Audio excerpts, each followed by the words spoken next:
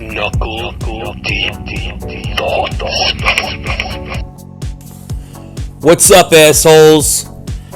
It's the Filthy Mouth Gamer, back with another episode of Knuckle Deep Thoughts. Today, I'm playing Fury, and our discussion today will be about the mainstream media. And the reason I'm going to bring this topic up, it's actually for a couple reasons. A couple weeks ago, we heard about the whole Donald Trump fake news shit with CNN. He called them fake news and all that other shit. If you never heard about that shit, I don't know what to fucking tell you. The other reason I'm bringing it up is because in about, I'd say a couple months, there's something called the White House Correspondents' Dinner, and I saw it advertised on the internet. And what that is, it's everybody at the White House, all the staffers, the president, vice president, all that shit. They get together with all the media, the major media people, not just people on TV or journalists, but the heads of the corporations also. And they ham it up with each other, they hang out, they goof around, they make fun of each other, and all that other shit. And I want to start by saying that the fact that there's such a thing is fucking ridiculous. Journalists, true journalists, and politicians should not be fucking friends. That's insane. Journalists, or the press, they used to be looked at as the fourth branch of government. When all the other branches were fucking around, they would at least hold them to a high standard. Ask them the right questions. Don't throw them softballs. Just basically keep them on the up and up. We don't have that today because, they like to rub elbows together at the White House Correspondents' Dinner, because they're a bunch of fucking millionaires, all of them, and they all go to the same fucking cocktail parties, and, they all enjoy each other's company. That's ridiculous. The politicians should be afraid and should hate the press. That's when democracy works. Instead, the shit we have undermines democracy. Now, you say, well, how the fuck is that? Well, let's say the president, it doesn't have to be Trump, Obama, Bush, whoever the fuck you want to throw up there, is asked a question by a journalist or a person in the press that puts them on the spot and that makes them uncomfortable. Now, what's going to happen is that president, not directly, he's going to probably go through one of his staffers, is going to contact the head of that media company and is going to threaten not getting any press or getting their press credentials taken away at a fucking press conference if they don't play ball and ask him the easy shit. And that's why you have most people, they're not asking real questions. And if they do, they don't last too long. Back in, I would say 2003, on MSNBC, the highest rated show was Phil Donahue. And Phil Donahue was really outspoken against the war in Iraq. And I think we all can agree the war in Iraq was bullshit. But at the time, most people were for the Iraq war, and I will throw myself in there too. I'm included. I was for the Iraq war. I was a fucking idiot. I'm not afraid to admit that. But Phil Donahue was one of the very few people that spoke out against it. And he was fired for that. Even though he had the highest rated show on the fucking channel, he was still fired. Now, they didn't say we fired him because he felt this way about Iraq, but it was pretty much obvious. Why else would you fire the guy that's the head of the highest rated show unless there's some sort of scandal, which there wasn't, or he rubbed the wrong people the wrong way. Now, shit wasn't always like this. You know, you go back to like the 50s and the 60s, and I'm talking about TV news, and the networks, they took the news as like a loss. They didn't really have commercials. They weren't making money on it. They were doing it like as a service to the country and to the people watching. But in 1968, a little show called 60 Minutes started, and it got a shitload of viewers. It was a good show. It was a great show, and it was a blessing, and it was a fucking curse, because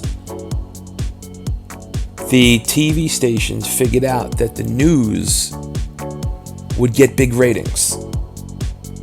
So at that point, what did they do?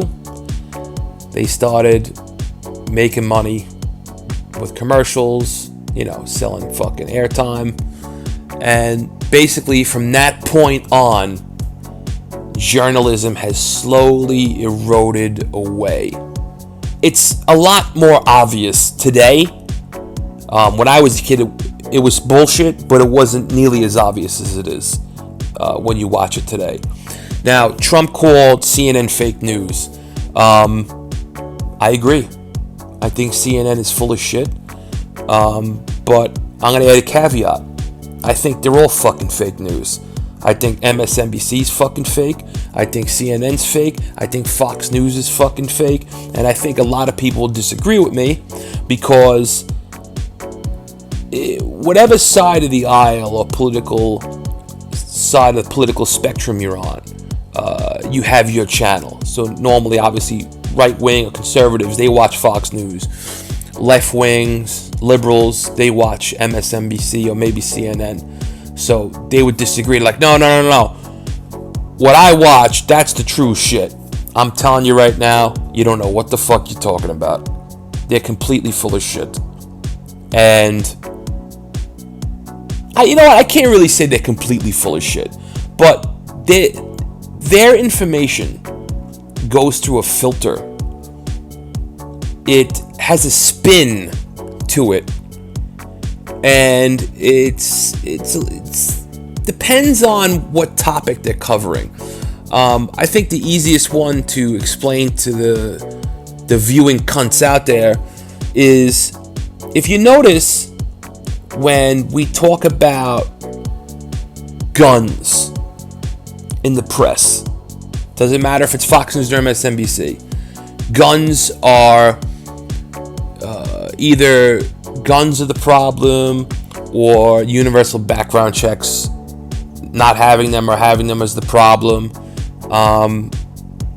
And very rarely do you hear about mental health, and you do hear about that, but we never discuss the effects of pharmaceutical antidepressants on the psyche of Americans. There's tens of millions of fucking Americans right now, today, on antidepressants. Every single fucking day. Years ago, I was prescribed an antidepressant. I subscribed to Lexapro, and I was on it, I would say, for a week or under. And just for that week, it made me fucking crazy. I was having dreams that were so fucking vivid that I would wake up fucking breathing heavy and all this other shit, and I felt really numb to shit. I didn't really feel like I had emotions. And I immediately stopped that shit. I was like, fuck this. And the reason I was taking it is because in the winter time, sometimes I get like a winter depression. I forget what it's called. It's like a certain term. But antidepressants aren't good for you. Now, I'm not a fucking scientist, but they're just not good. Now, these pharmaceutical companies that push this shit, they push it through commercials. I mean, we've all seen the fucking commercials, right? It's a sunny day, and there's a fucking woman and a man, and they're having a great time. They're walking their fucking dog. They're jumping around. They're playing in the fucking water. All this shit, right? And it depends on whatever this fucking shit is curing. It's insomnia. It's depression. It's your asshole. It's your twat. It's your prick. Something it's curing. And then at the end of the commercial is a fucking laundry list of side effects. And believe it or not, if you pay attention, a lot of the times, death is one of the fucking side effects. Hallucinations are a side effect. When you get a gun, they don't ask you if you're on fucking antidepressants. Okay? So a lot of these people that shoot up fucking schools and shit, they find out, hey, they were on antidepressants. But what does this have to do with the mainstream media?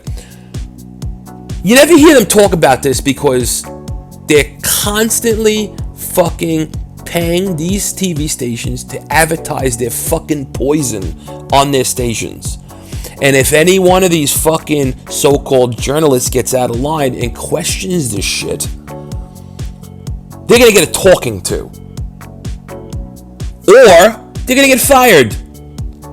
So you're not getting the real fucking news. Now, I thought that maybe I would tell the people out there what you should and shouldn't listen to or read. And I think that's a little ridiculous. I read a bunch of shit as news-wise, and I watch a bunch of shit, and I don't fucking believe everything I hear. I try to watch different perspectives.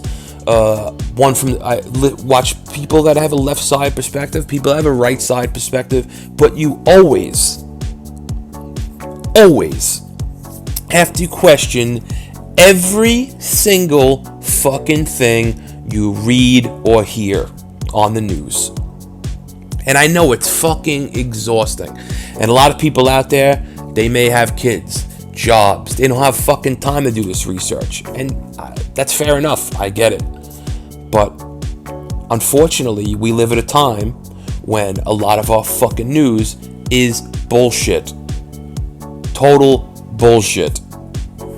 One word of advice I do have, though, is what people tend to do is they have a worldview.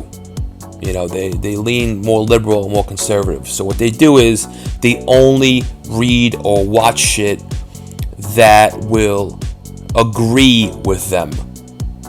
And you can't do that. That's called confirmation bias. You have to be open to all fucking ideas. And if you're not, you're doing yourself a fucking disservice. It's that simple. So at the end of the fucking day, don't believe a single fucking thing you hear on the news. Nothing. Zero. Cock. The only really thing that you can believe is the scores of fucking sports games. That's it. So, in closing, nothing. Believe nothing. Now, this has been the 13th episode of Knuckle Deep Thoughts. And I wanted to ask you guys out there if you have any topics that you'd want me to cover. You know, I'm a huge horseshit artist. I like to bullshit about everything. I got opinions about a lot of shit. And if you'd like to hear my opinion on a certain fucking thing, I have no problem being open into that fucking idea. So go ahead, put that shit in the comment section. Or, you know, you can kiss my ass. I always enjoy that. Say how much you like the show. Or, say how much you hate the fucking show. Either or. I'll take it into consideration. I won't be a cunt. A lot of people are cunts about it. But just subscribe to the fucking channel. Alright? That's pretty much the most important thing. Either that, or go fuck yourself.